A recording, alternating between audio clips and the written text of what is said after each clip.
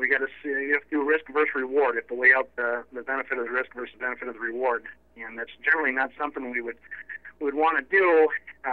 But in this case, you hate to have emotions tug at your heartstrings, but the guy just lost his mother and he needed to get home, and I think we all can appreciate what that meant. Certainly, around 9:30 this morning, a gentleman aboard the freighter tug barge Combo, Michigan, I believe that was the name of it, called me and said, I have a problem. My mother has passed, and I'm needing to get to shore. The Coast Guard is unable to take me in. Is there anything you and the fire department can do for me?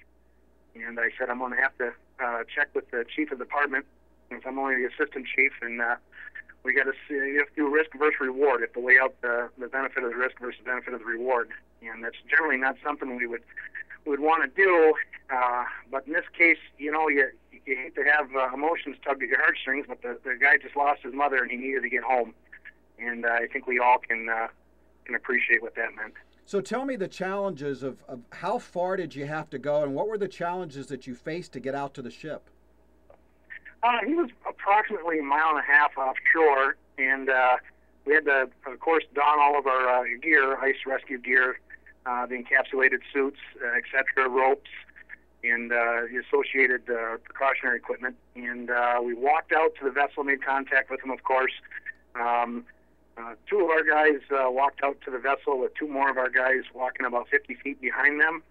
And then another crew of men, probably a half-mile offshore, staged with snowmobiles and extra rescue equipment had there been another emergency. The going was fairly slow because the ice is pretty choppy and rough, and there was some slush and some swampy areas, but we were able to take care of what we had to do. So actually you're able to walk the whole distance to the ship?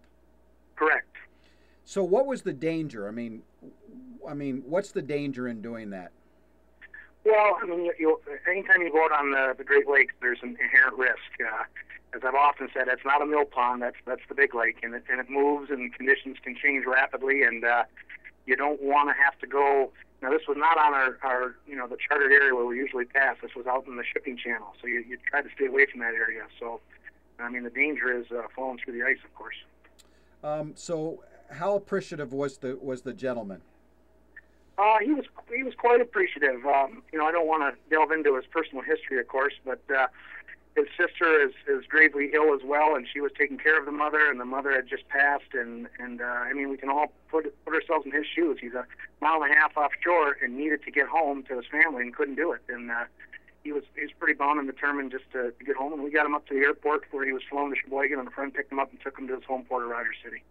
What did he say to you, though? Did he thank the crew? What did he say to you?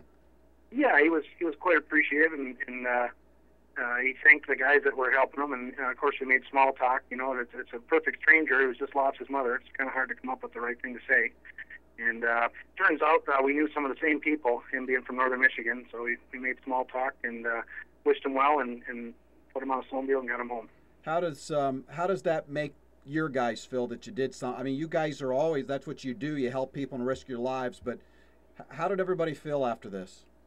Well, there was some discussion over, again, was it worth the risk? And certainly our take on it was, someday there's going to be a citizen of Mackinac Island somewhere where he's needing the help of the emergency services in the area they're in, and we'd like to think that they'd help out some of our citizens the best we could. So, when you live on the lake, you gotta be prepared for all facets of life, I guess.